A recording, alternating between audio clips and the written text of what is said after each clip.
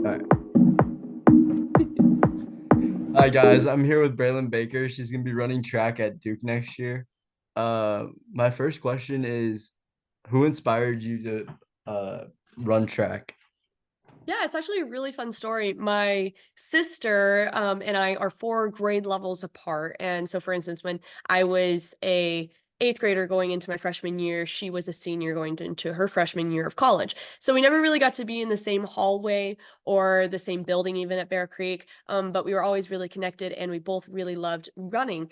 And so when she started running on the club team outside of the school practices and improving her marks and everything like that, I would be sitting in the car just saying like, "Ah, I got to be out there. I want to be running with them." And so even though I was a fifth grader going into sixth grade, and she was, getting her high school career all started, I got permission to run with the high schoolers on the club team.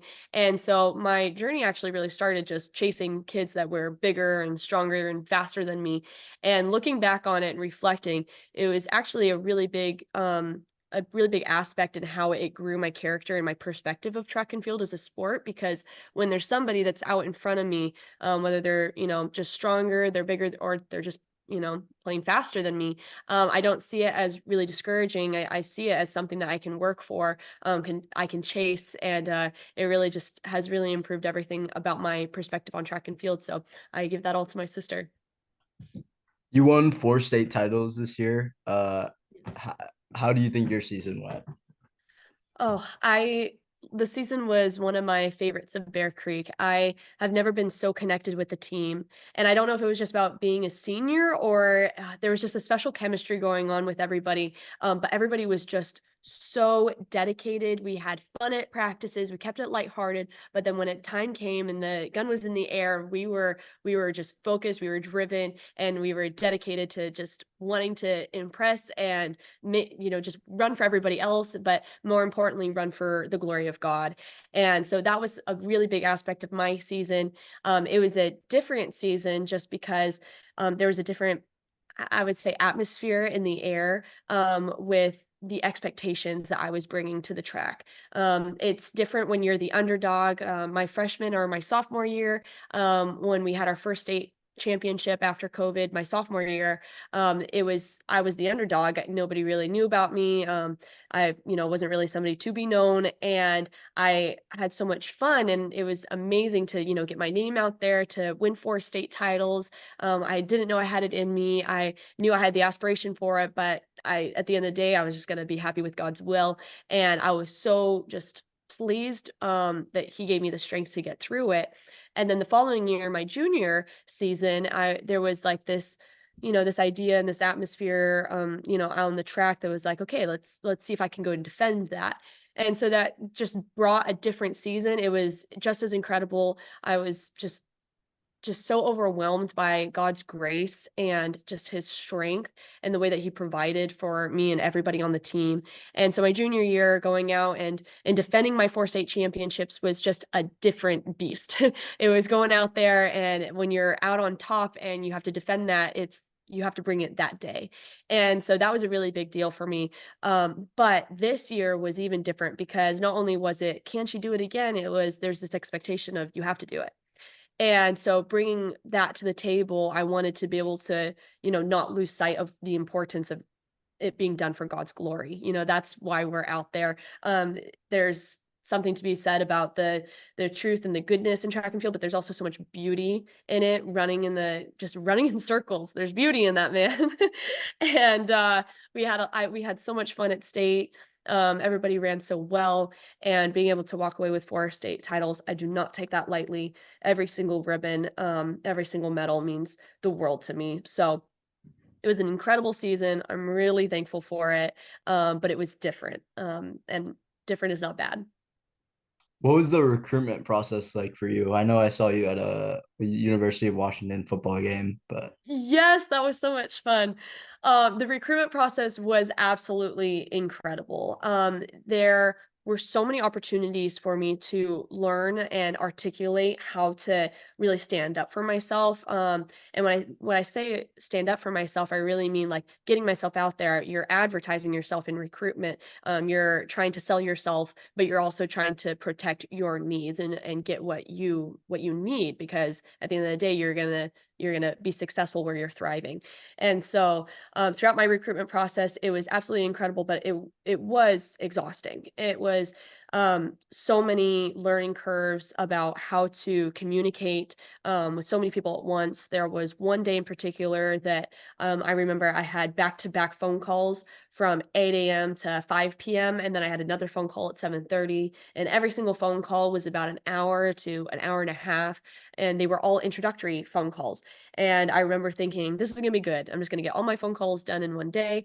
And it was kind of like a subscription where as soon as you say yes to a phone call with somebody, you're prescribing to say yes to them like week in, weekend out. And so that one day was intense. It was a lot because I sounded like a broken record inside my own mind, but to them, it was the first time that I was ever communicating with them. It was the first time that I was articulating myself.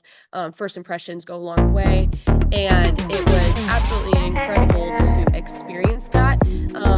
But I learned a lot through a lot of hardships. I learned a lot through a lot of just glorious moments that the Lord provided for me.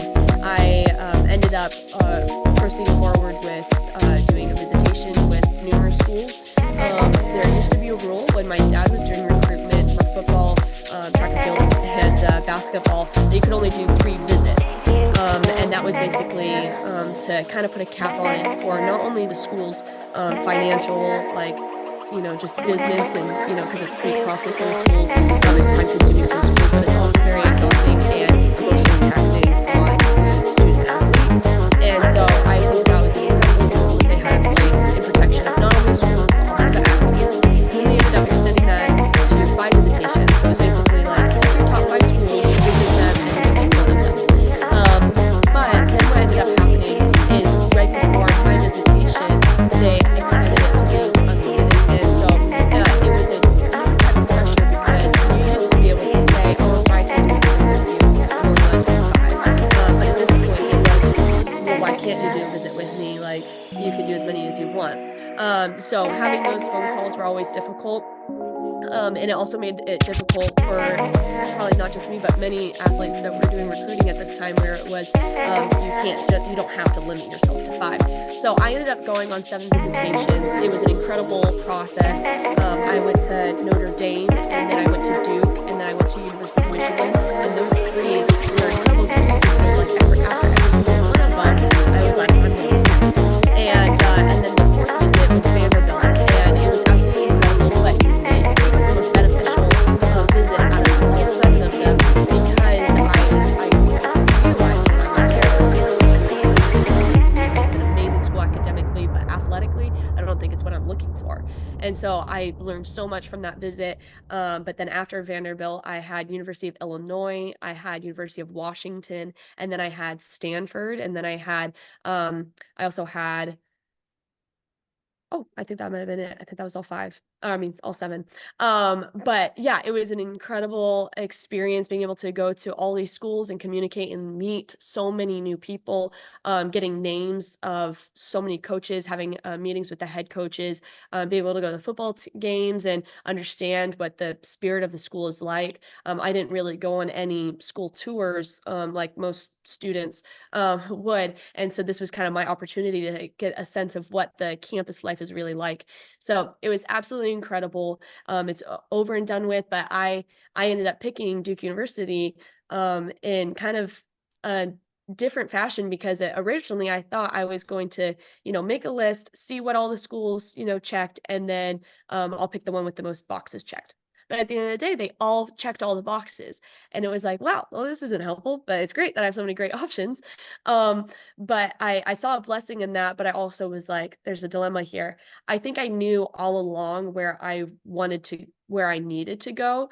But this was really the point where God was really speaking to me and guiding me through this process because I realized my relationship with Coach Mueller, who's going to be my coach next year at Duke University, is going to be such an influence on my life, not only athletically and post collegiately, if God willing, but also spiritually.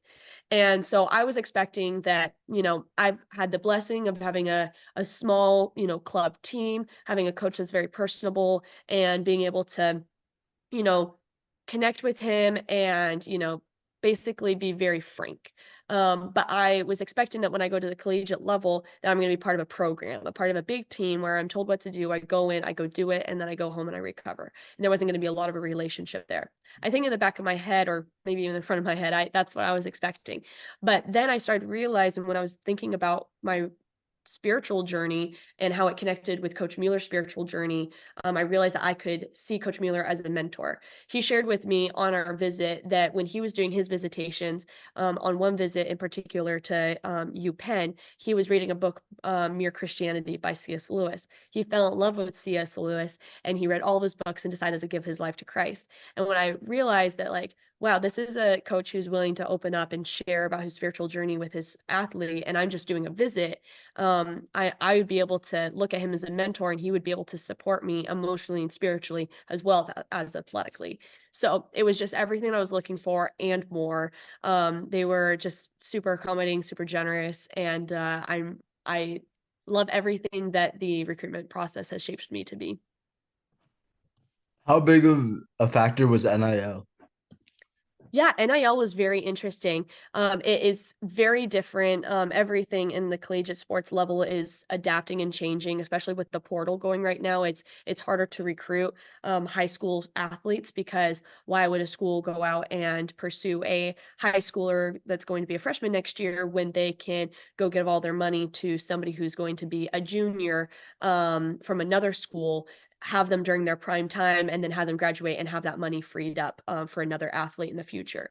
So the portal's completely changing the game for recruitment. But the other thing that is also changing that is the NIL. When I went on my visit to University of Michigan, we actually had a whole conference on NIL and how University of Michigan is involved in it because they know the athletes are going to make a decision based off of that. My headspace was a little bit differently, in a different position. I was thinking more about where am I going to grow the most because if I'm at my best, then that NIL deal and all that stuff, you can communicate and you can find a way wherever you're at. If you have the stats, if you have the ability, and if you have the, if you have the just driven headspace to just pursue something like NIL, you can make it happen. So I wasn't really looking for a school that was going to coddle me in NIL. But Duke University conveniently is involved with NIL. They have numerous athletes that are involved, and it's super helpful that their brand for the school is with Nike, opposed to a different brand. On any scale or anything like that, but some other schools that I visited were either associated with Adidas, they could be associated with, anything from Hoka to New Balance. And when you go to those schools, you have to endorse everything that they are sponsoring. So I can't be showing up to practice at Duke with Adidas shoes or Hoka shoes or anything like that. Like everything has to be Nike from head to toe. So that is a big aspect. I'm really thankful that I get to be working with Nike. I'm really excited to see how NIL develops, but it wasn't like the factor that was determining my college decision.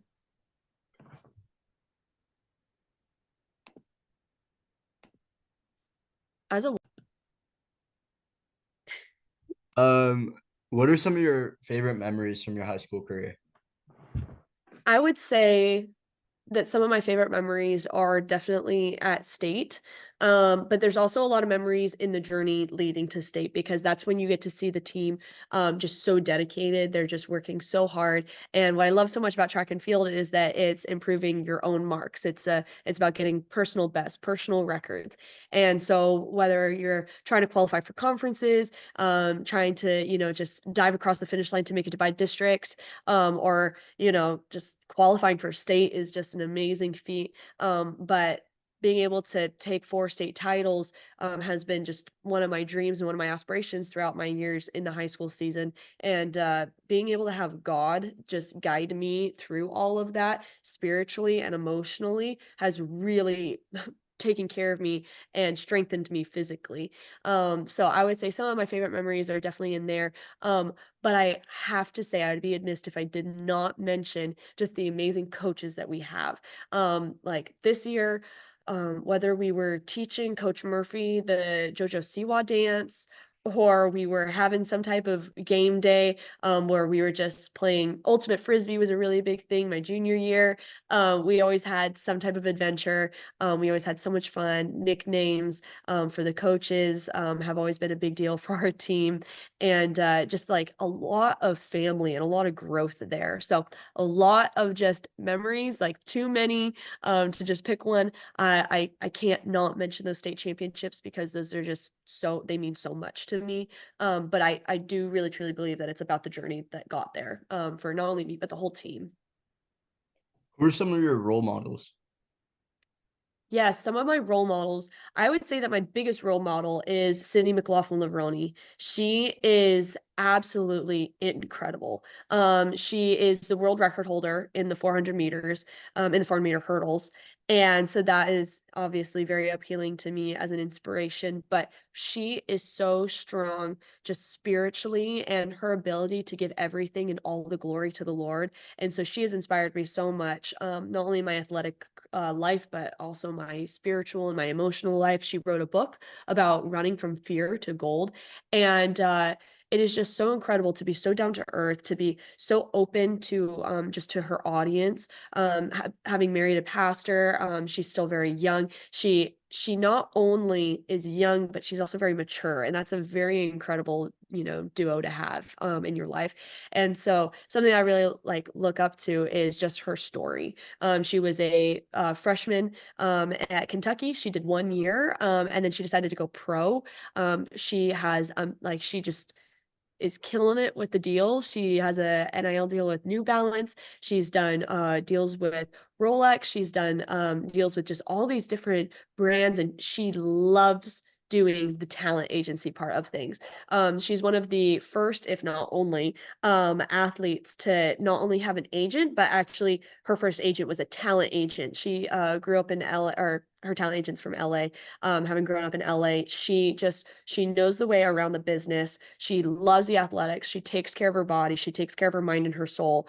But she also is so giving, and she loves to just have fun. And I feel like she just makes the sport and the career aspect of everything so lighthearted. And so I aspire to be her. She's the world record holder, but she started off strong from the get go. She's the national high school record holder in the 400 hurdles, from the East Coast, and she got the national high school record in the 300 hurdles here on the West Coast at a famous meet, Arcadia, that I got to run at last year.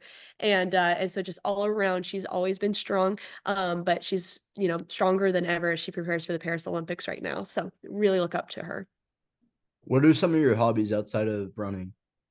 Yeah, so as I mentioned, I'm a part of the interior design program, but I joined that program because it is really a big part of like who I am. I've always loved the arts. I started off with studio, 1 and 2, at Bear Creek as a freshman. Got through sculpture studio 3. I was able to repeat the whole process and go into advanced studio 1, 2 sculpture. I got to do senior art this year. The arts program has always been a part of who I am. I love the arts. So that is a hobby that I would say is just so relaxing to me. If I have an opportunity to even think about something fun that I would get to bring on vacation, it's always going to be a notebook and some sketching and just having something to do with the art. But interior design, particularly, I've had the honor of learning a lot about digital programs, a lot about just computer automated drafting programs that interior designers and architects use, and something like SketchUp where you can just dream big and build whatever you want, to Revit, which is another program that really brings you back to reality. It doesn't let you build anything unless you can give it to a contractor and it is like they can build it for you. So I actually have a lot of fun just kind of building dream houses, building dream commercial buildings. But at the end of the day, my sketch journal is where it's at. So that's my biggest hobby. How do you recover from game or meets and practices, uh, Yeah. both physically and mentally? Yeah, with track and field, and I'm sure this is true for many sports, but with track and field in particular, my experience of it, recovery is more than half of the game. It is just you're pushing your body to its limits. It's not like, powerlifting where, you're pushing your body to lift something. It's you're pushing your body for your body weight. Like that's what you're working for.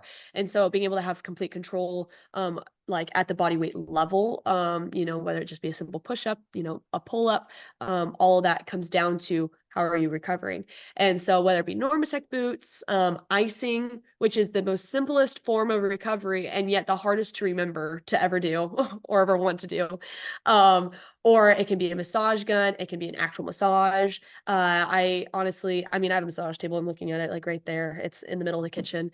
I have Normatec boots right behind me. I have a massage gun is in my backpack somewhere. I mean, I'm just trying to do it all, because I want my body to be able to perform to the best level it can every single day because you're not just winning a national championship, you're not winning a state championship, you're not winning, a league meet, event, that day, you're winning it in the months leading up to it. So that's why the recovery is such a big aspect of everything. And mentally, I would say that my relationship with Christ is what guides my recovery. I would say that evil and the way that we're attacked spiritually is always rooted in fear. And in track and field, where it's a person, it's an individual sport and it's about personal records and setting goals for yourself. There is so much for us to be attacked about in our minds because it's all on us. And that's what we like to tell ourselves. It's all on me. But there is so much beauty in finding strength in the Lord. And there's so much beauty in just submitting to his will and letting his will be done. Because when his will is done, then it's those are the results. You get to take it with a grain of salt and you get to move on. And there's so much beauty in that. And it's mentally taxing as it would be for any sport, or even if you're not in a sport, just living, we're going to be attacked at times. That's why I look up to Cindy McLaughlin because she speaks up about that. And about the a fear that comes in track and field. But I would say that being able to communicate with the Lord, just being able to call out what I'm having anxiety about. There's this, I'm sure you've heard of free floating anxiety where you don't really know why you're like anxious right now, but there's something out there. And my family's said this where it's you call it out, and you advocate about it with the Lord. And so, something that I've been really working on in track and field, and even at a league meet, where there's a certain expectation that I'm supposed to, perform in a certain way, and maybe even win by a certain amount of meters or seconds or whatever it may be. I still have that just like, oh my goodness, I'm about to run. Like, I wonder if I know how to run. I wonder if I know how to, I wonder if the gun's going to go off and I'm still going to get out of the blocks. Like, no matter what, because it is that individual sport and I'm running against myself. Even if I'm running against Sydney McLaughlin, I'm still running against myself. I can't be chasing something that is, years of, just advanced training and just experience ahead of me. I can't be comparing myself to that because, I will fall short and I might not be able to accept the success of my race if I'm comparing myself constantly to something that's so far ahead of me. Not saying that I won't eventually get there, but I have to be able to find the success in my individualness of like what's going on today and how am I finding success in this event, even if it doesn't go well.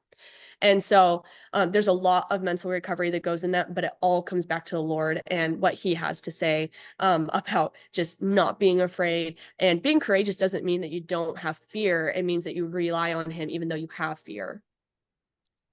I'm going to let the clock do its thing. How do you balance the relationship between academics and sports? And what are some of your goals for next year, both academics and running?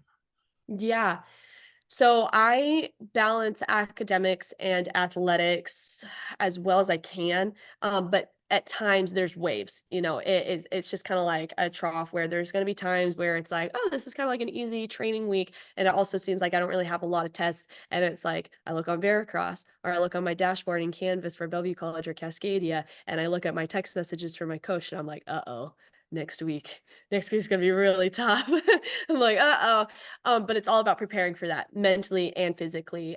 Just making time for sleep is one of the biggest things. Being able to know my limits. Learning to say no is a big thing that I've been working on actually this year. I've always just want to say yes and to just like, get my foot in as many doors as possible, help out as many people as I can. But I have to, when it comes to academics and athletics, which as a student athlete, sometimes as an athlete student, that's what it comes to. Like those are the two things that are forming my life. And if I can't take care of those things first, then I'm not going to be at my best. I'm not going to be able to provide for somebody, even if I want to say yes. So not wanting to let people down and learning the ways to say no, and trying to accommodate my schedule. It's always a journey, and it's always something I'm probably gonna be developing until, until I'm done with my athletics, till I'm done with school. But as of right now, I've been trying to just take every single day on its own and not worry about tomorrow, because God says, "Don't worry about tomorrow, for today has enough worries of its own." And what I love about that verse is that he's he's saying, "We have a lot of problems today." We have a lot of stuff to get through today. Like, we don't even have time to worry about tomorrow. And so, I think about that a lot when in times where I'm getting overwhelmed. But just taking things at a time, even if it means writing down a list of things to check off. Sometimes I'll write down things I already did so I can just check them off, because I need to just like show myself that I'm making progress, because when I get in a routine and I can get stuff done, it's like, okay, things are getting done right away. But if I'm just like looking down, I'm like constantly down on myself about, oh, this thing, I'm 2 weeks into this project and I feel like I had a bad practice. And if I'm getting into all these like logistics of how there's no progress being made, then I'm going to continue to have that mindset, and I'm going to continue thinking about the past and the future. But C.S. Lewis, and I completely agree with him, says we are closest to God in the present. And so being in the present athletically and academically, I want to be as close to God as I can be throughout all my days of my life. But this day, like the present, this day is where I need to rejoice, be glad in it, and just move forward athletically and academically in Him. So that's my answer. What are some of your favorite memories from your high school career? Oh, so many. It's incredible how much Coach Benson, Coach Murphy this year, my dad, Coach Carlos of my club team, Coach Pullman, even Byram driving the bus. There is so much behind the scenes for so many different aspects of track and field. And with the faculty at Bear Creek, they're not only talking about track and field behind the scenes, but they're working with baseball. They got a state championship this year. They're talking about tennis. They're talking about soccer. There's so much going on constantly, that to take time for an individual sport like track and field is just so sweet. you know, it's like you are so sweet to just even think about, like, you got a whole team to worry about over here, but when you're looking at track and field, it's each person is their own team. And yes, we're a team together and we're working together to get points together, and we want to build each other up. But track and field, the way that it's a team sport is, our teammates are also people from other schools. Like, we're running against each other, but the reason why we're running it against each other is to make each other better. When you have somebody who's better than you, it pushes you to run faster. So that's what I love about track and field. And in there, the amount of memories that I have is just immountable. But those are the people that have made those memories for me, made them even possible. Being able to run at Arcadia, run at Mount Sac Relays 2 years in a row, that was a really big just memory for myself. At Holder Relays, they ran an exhibition event, which was an event that they had never done before. 400 hurdles is not normally a high school event, but Holder Relays did hold the 400 hurdles for me to run, and they recruited a bunch of other athletes to run the event with me. And that was just such an honor. That was absolutely incredible to do that, have the opportunity.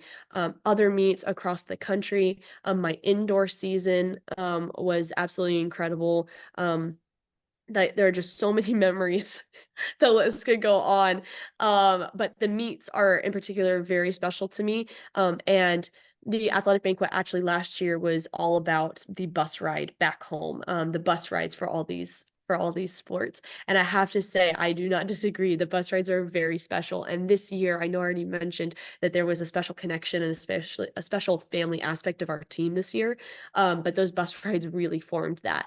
And track and field has a really special tradition where we sing Sweet Caroline at the end of every single track meet. And I think that you probably remember this from middle school. We carried it all the way to high school. And we have not had a single track meet in my years since freshman year, even like the limited amount of bus rides that we had freshman year to my senior year, have not had one bus ride where we did not listen to Sweet Caroline. And we had like this huge jukebox, and it's like this huge JBL box, and we blare Sweet Caroline. We all stand up in our seats, even when Byram tells us to sit back down, and we all reach our hands in for touching hands, and then we just go bump, bump, bump. We freak out as we're going into the parking lot every single time, no matter how bad the track meet was, no matter what the weather was like, no matter how tired we are. We go crazy for Sweet Caroline, and it just takes everything, all the stress and everything from the track meet away. And I think that that might be my number one attachment to my high school career with Bear Creek. Yeah, that's a staple in the track community. I remember. Yeah, yeah, No. it is. What are some of the biggest obstacles you've encountered and how have you overcame them? Yeah, I would say some of my biggest obstacles would probably be found in actually the what I was talking about earlier about how I was the underdog my freshman and sophomore year. And then having to come back and kind of defend my reputation. Defending myself was just so much harder. It was a completely different game than being the underdog. And I think there's something to be said about the different pressure that there is when it's all coming from yourself of like, okay, nobody knows I can do this, but I'm gonna go try and do this. That was my sophomore year at state. Um, I didn't know if I was gonna be able to, get 4 state championships. I had the aspiration to do it, and then when I came out on top, it was like, "Wow, like, this is it, like, I did it." And then the following year, I was like, "Okay, I'm gonna go do that, and I'm gonna defend myself because I know it's possible." I think once you know something is possible, it it's just a different game. But something that I, read actually from Screwtape Ladders and C.S. Lewis, that I believe is just so true, is that, um, fear turns possibility into probability. And what I find interesting about that is that fear, there's obviously so many different ways that this can go.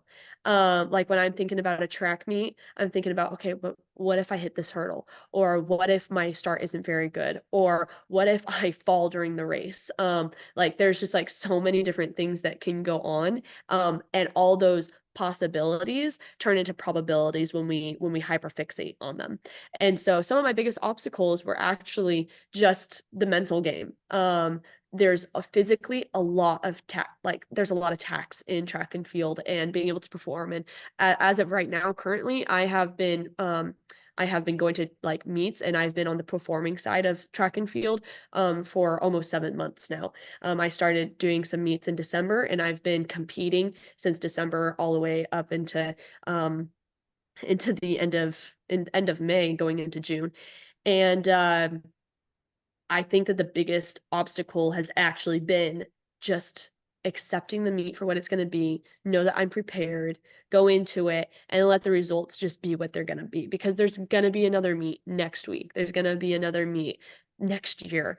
So just, being able to just think about the long term, the long run, being fully present at the meet and giving it all you got, but then being happy with the results. Because when you give 100%, and you leave it all out on the track, you know the results were God's will. Like that's what you had for today, and you got to be pleased with it. But I think it's when if you let yourself get caught up and you end up holding back a little bit and you're walking away thinking I could have done more, like there was 70, like that was 70%, like I could have, there's another 30% left in me, then it's like, okay, well that's a shame because now you don't know what you actually had inside yourself. So I think the biggest obstacle that I've had to overcome is actually giving myself 100% in the present at that track meet at that time and accepting that it's God's will. And that's something I'm going to continue working on at the collegiate level. If I make it to the post collegiate level, that's what I'm going to be working on, I'm sure. But it's been a blessing to work through that with my family and with God. What are your plans post track, whenever that may be? Yeah, so I am currently, as of right now, working for the to get into the top 35 into the Olympic trials. So they mark all the US citizens from pro to college to high school, and any miscellaneous into like the world athletics page, and you can keep track of it. Right now I'm a little bit below the 35 mark in terms of rankings, and so I actually have two more meets that I'm working for to see if I can improve my mark. I'm going to give it 100%. I'm going to leave it all on the track, and if it doesn't happen this year, that's okay. But it's been an honor to make it this far in hitting the requirement for the Olympic trials to be considered even and be put on that page. Besides working for that and having two more meets, I'm also going to be working for U20s. I competed at U20s last year in the 400 hurdles and the 100. I ended up making it to the finals in the 400 hurdles, even though it was a very new event for me. So I have, again, I have kind of a different take on it this year. I'm not only adventuring and expanding, like my abilities with the 400 hurdles, but I also have like this idea in my head of like, I made it to finals last year, like I know I can do it. So let's see what I can do with it. And if I end up making it in the top two, if I get first or second at U20s, then I will have the honor of representing USA at the U20s in Puerto Rico, which would be really exciting at the end of August. So my season will be extended um, a lot more. And then I'll have Junior Olympics throughout the summer. Last year, I went for a new series of events. I went for the 100, the 200, and the 400 hurdles. And I think that might have been the toughest competition that I've ever had, just on myself, physically getting through all the events, let alone the competition that I was up against. Um, I ended up walking away with 3 national titles in all 3 of my events, and that was, I think, probably the most rewarding experience I've ever had in track and field. Whenever I'm thinking about, like, "Oh, man, like, why am I doing this?" It's like, "Oh, I think about that time," and there's a couple other times that I have been spiritually connected to track and field, and I rest on those moments a lot as well. But I think that looking forward at Junior Olympics, I'm thinking, okay, what do I want to do? And I think my senior year, before I go to Duke, I think I want to have fun. And so I'm planning on doing a 4x1 relay, long jump, which used to be my first love in track and field. I want to see how far I can make it before I kind of retire that event. And then I want to see how far I can make in the 200 meter, keep my speed up. We'll see how U20s goes. We'll see if I qualify for the Olympic trials. And then I'm going to Duke and I'm going to be competing indoor, outdoor, training with them for 5 years. And then after that, we'll see where God takes me. If I'm able to go post collegiately, if I'm able to go pro, I would be honored to run with the Diamond League. They're just a league of track and field runners that travel the world and run at competitions, and that's their life. And it's incredible. That would be something that I'd be working for. At that point, I'd be able to return to Duke and have Coach Mueller continue to be my pro coach, or see where God takes me in all that process. But like I said earlier, I'm looking long term. We'll see what happens, but at the moment, I'm just staying in the present. What does a normal week look like for you in season? Yeah, it's really interesting because I do track and field year round, and every single season in the year has a totally different like take on how I prepare for the competition or how I'm preparing my body just for the next season itself if I'm just doing training during the off season, for example. Um, but during the competition season, I'm usually competing on Thursdays or competing at the end of the week, and so the beginning of the week is making sure I get my conditioning in right away, getting my strength training right away at the beginning of the week so I have time to recover. So, that can be anything from doing 500, 400, 300, which is a brutal workout, doing some stairs and then doing the gym. To the next day, I'm going to do something that's like speed technique. That'll be doing sled pushing or sled pulling, maybe doing some long jump practice, doing some block practice. Sometimes sorry. Sometimes I'll have a practice where I'll do a little bit of strength conditioning. So I'll do some like wind sprints basically with the sled pole. And then after that, I'll go into some flying 30s, which is just doing spread, like speed, like accelerations on the track. And then I'll go into long jump practice. And then from long jump, I'll do spike work, which is doing basically blocks, block starts. And then I'll do some hurdle technique. And so that'll just be a really big, all encompassing workout day. The following day, I'll go a little bit lighter, and then the day before the meet, I want to rest. And then I compete. The day after I compete, I also rest, and then it starts all over again. What's your favorite event? I have to say the 200. It's my favorite event because I, I love it, and I've been doing it for so long. But the reason why I feel a little guilty saying that is because the 400 hurdles is new and I love it so much, because there's so much to learn about it. And every single time I do it, I'm like, okay, I know what to do next time. And then I do it again and it doesn't work. And I'm like, oh, okay, I know what to do next time. And so I love the 400 hurdles. There's so much to learn about it. That's going to be the event that I actually pursue at the collegiate level at Duke. I'm going to be working on the 400 hurdles, but I'm going to see if I can continue to do the 200 as well, do the 400 hurdles and the 200. I started out as just a long jump lover. Like that was the event for me. I loved long jump in middle school, loved it when I was starting high school. And then I started to really get into the sprints. So I was a 100, 200. And then my sophomore year, I wanted to see if I could do 4 events at state. And that's where the 300 hurdles came in. So junior year, I just did the 300 hurdles again to defend myself. And then this year, I kind of focused on that event a lot more because I wanted to get better at the 400 hurdles. And so it's been just a little bit of a journey through all of the events, but between the 400 hurdles and the 200, those are my favorites. How has running helped you grow as a person? It has shaped me completely. Something that I know I mentioned already, but I love so much about track and field is that it's an individual sport where we're working for our personal goals. And I think that's so cool because in my life, it's taught me to just set a goal in front of me and work for it. And it's nothing like inobtainable. In life, sometimes I can be a little bit advantageous, and on the track, I can be a little advantageous. So I think that they kind of coincide a lot with each other, but track and field has really grounded me in setting realistic goals for myself. And so in my life, I set realistic goals for myself as often as I can, just like I do in track and field as often as I can. Although it's really fun to be like, okay, I'll get a world record in the 100 tomorrow. And it's like, oh, okay, I'll try to I don't even know. I'll try to be in 2 places at once in my lifestyle, like, those 2 things are kinda like, yeah, they might just not happen, they might not work out right now, but you can set little goals that lead up to it. So, I would say that's what's kinda shaped me, but it has also shaped me spiritually, which is a really big deal in my life. Um, I would say that my like relationship with Christ and running for an audience member of one and giving all the glory to him because it is by his grace that any of this is happening in my life. The mere fact that we're having this interview right now is led by him and his grace. Like this is all just a gift from him.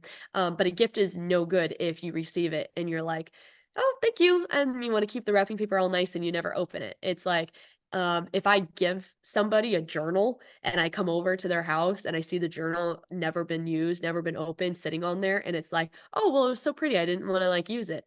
That almost is insulting, but if I go over to somebody's house who I gave a journal to and I come over and it's just like they used every page of it, they've been writing notes in it, and it's like, "Oh, they love my journal, they've been using it, it's been useful, I love that."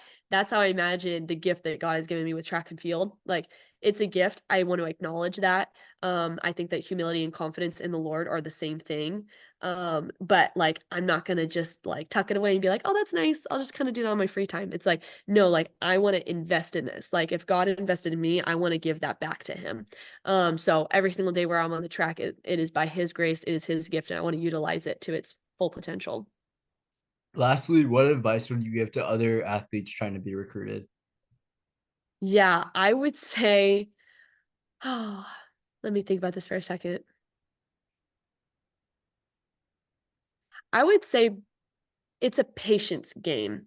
I would say that right away I was thinking like, "Oh, why aren't people reaching out?" Or "Should I be reaching out?" Or, there was just, like, a lot of questions that I had, and they eventually got answered, but it was a patience thing, and I think God was teaching me patience in that way.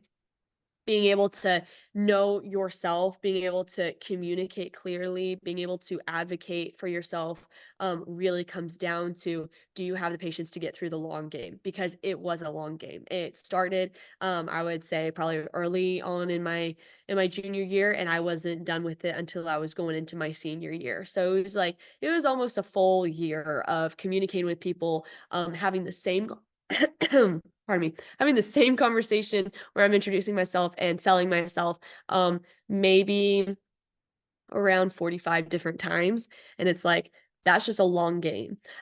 So whether you're communicating with one college, whether you're trying to get your name out, to just local people around you, no matter what it is, it's about patience.